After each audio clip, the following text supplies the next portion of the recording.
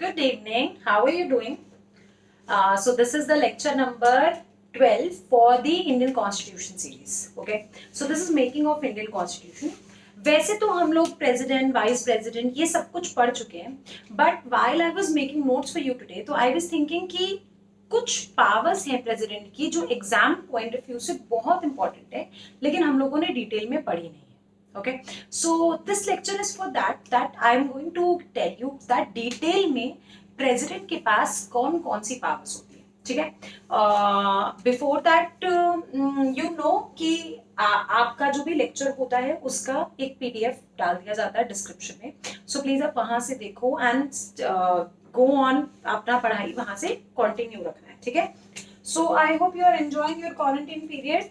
थोड़ा सारा दिन नेटफ्लिक्सिंग और फेसबुकिंग नहीं होता होगा. You are productively investing it. I am also trying my best कि इसको प्रोडक्टिव बना पाए. सो कमिंग बैक, फटाफट से इसको स्टार्ट करते हैं. Okay. So guys, this is lecture number 12 on making of Indian constitution. Today we are going to talk about powers of president. देखो, प्रेसिडेंट के पास ना बहुत सारे तरीके की पावर्स होती है, बहुत अलग अलग तरीके की पावर्स होती हैं. तो आज का जो लेक्चर है आपको याद कराने का तरीका ऐसा कि आप प्रेसिडेंट बन गए. ठीक है. आज की सिचुएशन में आज आप प्रेसिडेंट हो तो आपके पास कौन कौन सी शक्तियां आ जाएंगी, कौन कौन सी पावर्स आ जाएंगी, ताकि आपको याद रहे कि पावर्स ऑफ प्रेसिडेंट क्या होती है. ठीक है. आपको ये पता है that president is the executive head, right. Constitution of India कहता है that president is the executive head. तो भैया सबसे पहले तो एग्जीक्यूटिव पावर्स उसके पास होंगी, मतलब एग्जीक्यूशन. जब कभी भी कुछ भी एग्जीक्यूट किया जा रहा होगा, ये मैं पहले भी बता चुकी हूँ आपको, जब कभी भी कुछ भी एग्जीक्यूट किया जा रहा होगा तो वो प्रेसिडेंट के नाम पे किया जाता है. तो फिर प्रेसिडेंट के हाथ में एग्जीक्यूटिव पावर्स है. तो हम ये कह सकते हैं कि वो प्राइम मिनिस्टर को अपॉइंट करता है. वो जितने भी मिनिस्टर्स होते हैं, दूसरे ministers on the advice of prime minister को अपॉइंट करता है. वो कंट्रोलर ऑडिटर जनरल को अपॉइंट करता है. वो चेयरमैन ऑफ इलेक्शन कमीशन को अपॉइंट करता है. वो chairman of union public service commission को अपॉइंट करता है. मतलब जितने भी इंपॉर्टेंट अपॉइंटमेंट्स हैं, ठीक है, वो सारे प्रेसिडेंट करता है. ओके. सो ऑब्वियसली गवर्नर्स हो गए, कुछ भी जो भी इंपॉर्टेंट अपॉइंटमेंट्स हैं वो सारे किसके नाम पे होते हैं, क्योंकि एग्जीक्यूशन तो वहीं से होगा. वो किसके नाम पे होते हैं, वो प्रेसिडेंट के नाम पे होते हैं. Hence executive powers are in the hand of president. पूरा डिटेल में डिस्क्रिप्शन में पढ़ लेना. ठीक है, पीडीएफ में. Next is legislative powers. Legislative powers क्या होती हैं पता है ना आपको. लेजिस्लेटिव मतलब जितनी भी नेतागिरी वाली पावर्स है, जितनी भी पार्लियामेंट से रिलेटेड पावर्स है. You know that we have 4 pillars, that is the legislative, judiciary, executive and media. ठीक है. These are the 4 pillars. So legislative, judiciary, executive ये सारा काम क्या करते हैं. लेजिस्लेटिव का काम क्या होता है, लॉ बनाना. एग्जीक्यूटिव का काम क्या होता है, उस लॉ को इम्प्लीमेंट करना. जुडिशरी का काम क्या होता है कि वो ठीक से चल रहा है या नहीं चल रहा. मीडिया का काम क्या होता है कि उसको एक्सपोज करना, whether they are on the track or not. ठीक है. सो लेजिस्लेटिव पावर्स का, लेजिस्लेशन का मेन काम होता है लॉ बनाना. कैसे लॉ बनता है आपको पता है कि ड्राफ्ट बनता है, फिर बिल पास होता है एंड लास्ट में प्रेसिडेंट असेंट देता है. प्रेसिडेंट के असेंट के बिना कोई भी बिल पास नहीं होता, ड्राफ्ट पास नहीं होता, बिल एक्ट में कन्वर्ट नहीं होता. तो जो लेजिस्लेटिव की एट द एंड पावर किसके हाथ में हुई, ऑब्वियसली प्रेसिडेंट के. तो आप अगर प्रेसिडेंट हैं तो फाइनली लॉ आप ही बनाएंगे. ठीक है, बिकॉज आपके असेंट के बिना वो नहीं चलता. सेकेंड, जब कभी भी चाहे प्रेसिडेंट जो है वो दोनों हाउसेस को बिठा सकता है, उनको समन कर सकता है, आओ भैया बैठो बात करनी है. ठीक है. और उसको हालांकि प्रिसाइड करता है स्पीकर ऑफ लोकसभा, लेकिन वो समन कर सकता है, वो बुला सकता है इन लोगों को. ओके. अगर लोकसभा में लोकसभा में स्पीकर अपनी कुर्सी पे नहीं है, डिप्टी स्पीकर भी अपनी कुर्सी पे नहीं है, तो प्रेसिडेंट के पास पावर होती है कि वो किसी भी मेंबर के, लोकसभा के किसी भी मेंबर को वहां पे बिठा सकता है. सिमिलरली इन राज्यसभा, अगर चेयरमैन अपनी कुर्सी पे नहीं है, डिप्टी चेयरमैन भी अपनी कुर्सी पे नहीं है, तो किसके पास पावर्स होती है, आपके पास, प्रेसिडेंट के पास पावर होती है कि वो किसी भी मेंबर को, राज्यसभा के किसी भी मेंबर को उस कुर्सी पे बिठा दे. राज्यसभा में 12 members from the special field वो नॉमिनेट करता है प्रेसिडेंट, और इन लोकसभा 2 एंग्लो इंडियंस को नॉमिनेट करता है. ये सारी बातें तो हम श्योर आपको पता ही होंगी अगर आप तैयारी कर रहे हो थोड़ी बहुत. तो अब असेंट की बात करते हैं. किसी भी बिल के ऊपर पास किया जाता है जब बिल, तो प्रेसिडेंट का असेंट चाहिए होता है. प्रेसिडेंट असेंट करता है, लेकिन व्हाट इफ प्रेसिडेंट असेंट नहीं करना चाहता? तो अगर प्रेसिडेंट असेंट नहीं करना चाहता तो उसके पास वीटो पावर्स होती है, ठीक है, वो अपनी वीटो पावर्स का इस्तेमाल कर सकता है और वीटो पावर्स के तहत वो अपना असेंट रोक सकता है। वीटो पावर्स भी 3 तरीके की होती हैं।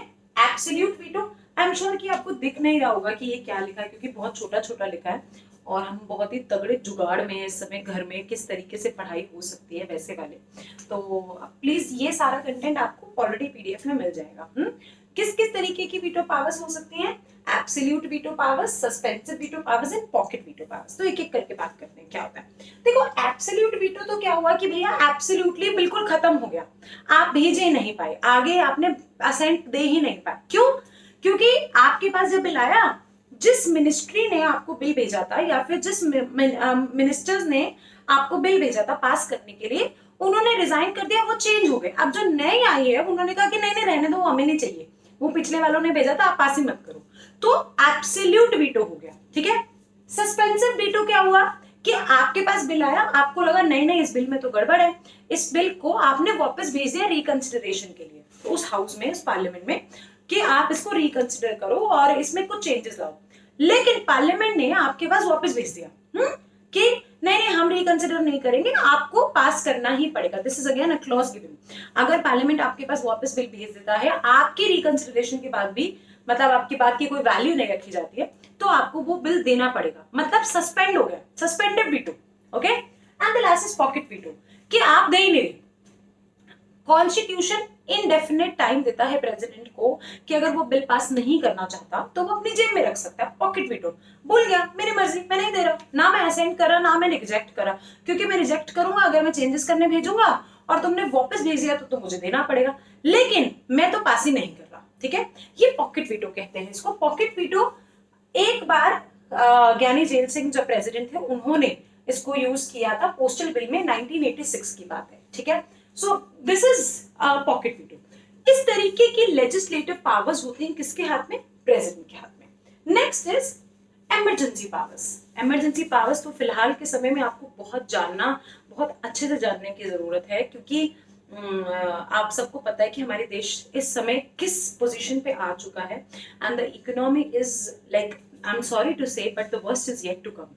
You can understand that the number of cases कितने बढ़ रहे हैं और किस तरीके से, मतलब हर जगह people are losing their jobs, people have they don't have money, there is no liquidity.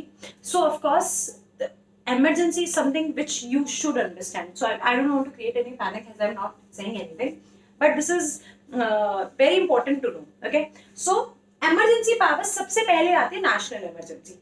3 तरीके की इमरजेंसी है, तीनों के आर्टिकल्स में 4-4 का डिफरेंस है, ठीक है। National emergency article 352, state emergency article 356, 352 मतलब 352, स्टेट इमरजेंसी मतलब 356 एंड फाइनेंशियल इमरजेंसी 360। तो 4-4 का डिफरेंस है, 352, 356 और 360। सबसे पहले नेशनल इमरजेंसी पढ़ते हैं।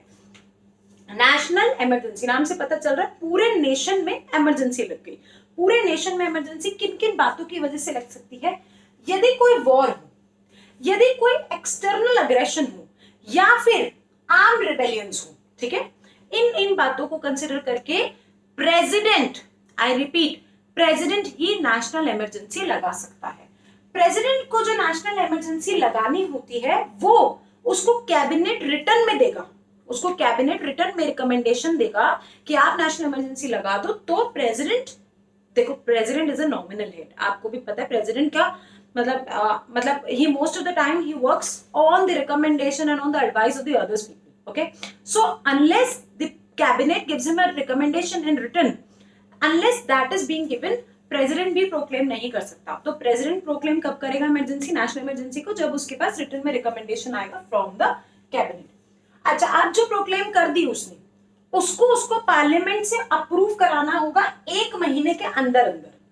1 महीने के अंदर अंदर अगर उसने उसको अप्रूव करवा लिया पार्लियामेंट से, तो वो नेशनल इमरजेंसी 6 महीने तक कंटिन्यू की जा सकती है। ओके, अभी तक नेशनल इमरजेंसी 3 बार लगी है, इंडो चाइना वॉर में, इंडो पाकिस्तान वॉर में और इंटरनल डिस्टर्बेंस की वजह से, मतलब 1962 में, 1971 में और 1975 में। ओके, तो ये था national emergency. Next type of emergency is state emergency article 356 अनगिनत बार लग चुकी है। क्यों लगती है? जब कभी भी स्टेट कॉन्स्टिट्यूशनल मशीनरी जो है वो डिसॉल्व हो जाती है, वो काम नहीं कर पाती, उस समय स्टेट इमरजेंसी लगती है। उस समय यूनियन के बिहाफ पे, क्योंकि ऑब्वियसली स्टेट की पावर नहीं है। फॉर एग्जांपल अरविंद केजरीवाल ने रिजाइन कर दिया, ठीक है, तो उस समय रेजिग्नेशन है, उस समय चीफ मिनिस्टर नहीं है स्टेट का, तो कौन काम करेगा? तो सीधा यूनियन के हाथ में चली जाती है बात। तो यूनियन के बिहाफ पे गवर्नर काम करता है, बिहाफ पे। दिस इज स्टेट इमरजेंसी, ये बहुत बार लग चुके हैं, article 356। Next type of emergency is financial emergency. जब कभी देश के पास पैसा नहीं होता, पैसा खत्म हो जाता है, मतलब कि मेरे पास जितना पैसा था, जितना रिजर्व था, वो खत्म हो रहा है। अब मेरे पास पैसा नहीं है कि मैं अपना देश चला सकूं, मेरे पास उधारी लेने का या फिर उधार चुकाने का पैसा नहीं है, मेरे को कोई उधार नहीं दे रहा है। जब ऐसा हो जाता है, डेफिसिट आ जाता है बहुत ज्यादा, तब फाइनेंशियल इमरजेंसी लग सकती है, विच इज आर्टिकल 360। ये भी आज तक कभी नहीं लगी है, एक बार लगने वाली थी, 1991 की बात है, जब finance minister doctor Manmohan Singh थे, उस समय की बात है, लगने वाली थी। एलपीजी आया, आईएमएफ ने हमें लोन दिया, लिबरलाइजेशन, प्राइवेटाइजेशन, ग्लोबलाइजेशन आया, लाइसेंसिंग को हटाया गया, बहुत सारे चेंजेस लाए गए, तब जाकर हम लोग उस बात से बच पाए। तब सिर्फ एक हफ्ते का हमारे पास रिजर्व था, लेकिन उसको पूरा रिजॉल्व किया गया, ठीक है। ऐसा सिर्फ तब होता है जब देश के पास पैसा नहीं बचता, ठीक है। तो ये फाइनेंशियल इमरजेंसी होती है, आर्टिकल 360 में लिखा है, okay. Next is financial powers. अभी हमने इमरजेंसी पावर्स पढ़े हैं, कौन कौन से 3 पावर्स पढ़े हमने? एग्जीक्यूटिव पावर्स पढ़े, हमने लेजिस्लेटिव पावर्स पढ़े, हमने इमरजेंसी पावर्स पढ़े। Fourth is financial powers. भैया फाइनेंशियल पावर्स तो ऑब्वियसली प्रेसिडेंट, क्योंकि मालिक तो वही है ना, उसी के हाथ में है सारे। कोई भी मनी बिल जो होगा वो उसके परमिशन के बिना, उसके रिकमेंडेशन के बिना प्रपोज नहीं किया जाएगा। उसके अलावा यूनियन बजट जो है वो एक आर्टिकल 112 में जो है यूनियन बजट जो है, अगेन उसके रिकमेंडेशन से प्रपोज किया जाता है। कंटिजेंसी फंड ऑफ इंडिया, जब कभी भी कोई आपातकालीन स्थिति आ जाती है, फॉर एग्जांपल जैसे आप कभी भी आ जाती है, अनप्रेसिडेंट एक्सपेंसेस हो रहे हैं, आपको नहीं पता कि कोरोना जब आया तो इतने एक्सपेंसेस करने पड़ेंगे, लोगों को राशन देना पड़ेगा, लोगों को रिहेबिलिटेट करना पड़ेगा, बहुत कुछ करना पड़ेगा, तो दिस इज अनप्रेसिडेंट एक्सपेंसेस। तो इस टाइम पे पैसे की अगर जरूरत होगी तो कंटिजेंसी फंड ऑफ इंडिया में से निकाला जाएगा, एंड वो प्रेसिडेंट ही कर सकता है, okay. He constitutes a finance commission. Finance commission का कॉन्स्टिट्यूशन हर 5 साल में प्रेसिडेंट करता है, ताकि टैक्सेस का डिस्ट्रीब्यूशन किया जा सके स्टेट और सेंटर के अंदर। ये सारी पावर्स कहाँ आ गई? फाइनेंशियल पावर्स किसके हाथ में है? प्रेसिडेंट के हाथ में है। Next is military powers. जितनी भी डिफेंसेस पावर्स हैं, डिफेंसेस फोर्सेस ऑफ इंडिया है, whether it is navy, whether it is air force, सारी, वेदर इट इज आर्मी, सारे डिफेंस फोर्सेस ऑफ इंडिया का जो चीफ कमांडर होता है वो प्रेसिडेंट होता है, ठीक है। So the chief commander is that. और प्रेसिडेंट के हाथ में होता है कि वो किसी भी वॉर को डिक्लेयर कर सकता है या पीस को प्रोक्लेम कर सकता है, of course subject to the approval of parliament. But ये सारी बातें किसके हाथ में होती है? प्रेसिडेंट के हाथ में होती है। Last but not the least is judicial powers. Judicial powers देखो, चाहे वो चीफ जस्टिस ऑफ इंडिया हो, चाहे वो सुप्रीम कोर्ट के जजेस हो, चाहे वो डिस्ट्रिक्ट कोर्ट के जजेस हो, इन सबका अपॉइंटमेंट कौन करता है? कौन करता है? प्रेसिडेंट करता है, ठीक है। तो जुडिशियल पावर्स उसके हाथ में आ गई। आर्टिकल 143 एक एडवाइजरी पावर होती है किसकी? सुप्रीम कोर्ट की, जो ये कहती है कि प्रेसिडेंट को कभी भी एडवाइस की जरूरत पड़ेगी, लीगल एडवाइस की जरूरत पड़ेगी, तो सुप्रीम कोर्ट उसको एडवाइस करेगा। हालांकि प्रेसिडेंट उसके ऊपर अबाइड नहीं होता। मैंने सुप्रीम कोर्ट ने प्रेसिडेंट को एडवाइस किया कि आप ऐसा करो इस केस में, तो you are not abided to follow it. मैं आपको ये नहीं बोलूंगी जब मेरी माननी नहीं थी तो पूछा क्यों था, ऐसा नहीं होगा, okay. So these are the things. Of course मैंने आपको लास्ट लेक्चर जब हमने प्रेसिडेंट पढ़ा था तो मैंने आपको बताया था कि प्रेसिडेंट के पास पार्डनिंग पावर्स भी होती हैं, वो रिप्रीव कर सकता है, रिस्पाइट कर सकता है, कम्यूटेशन कर सकता है, पार्डन कर सकता है। ये सारी चीजें, अगर किसी का सेंटेंस है, पनिशमेंट को कम कर सकता है, पनिशमेंट को सस्पेंड कर सकता है, ये सब कुछ किसके हाथ में होता है? President. That is a judicial power, okay. So these are the 6 major powers a president has. इसके अंदर कोई आर्टिकल्स नहीं है, कुछ नहीं है, ये बहुत थ्योरी है। थ्योरी कैसे भी घुमा फिरा के आपसे कहीं पर भी पूछी जा सकती है कि ऐसा होगा तो क्या होगा, ऐसा होगा तो क्या होगा, okay. I hope this make sense to you, I hope it is very clear to you. तो स्टे ट्यून्ड। आज आपने देखा होगा कि मैंने बहुत सारी रीजनिंग की भी वीडियोस पुरानी मेरी बनी हुई थी, वो मैंने अपलोड की हैं। ताकि आप सिर्फ एक ही सब्जेक्ट के पीछे ना पड़े रहो, बाकी सारी चीजें भी पढ़ो. यू नेवर नो कब एकदम से नोटिफिकेशन आ जाएगा और पेपर हो जाएगा. पेपर तो वैसे भी ऑनलाइन ही होना है, ठीक है. So please buckle up and just use this time as much as possible productively. Don't get yourself involved in stupid media thing. Okay, so all the very best. See you very soon. Happy quarantine. Bye.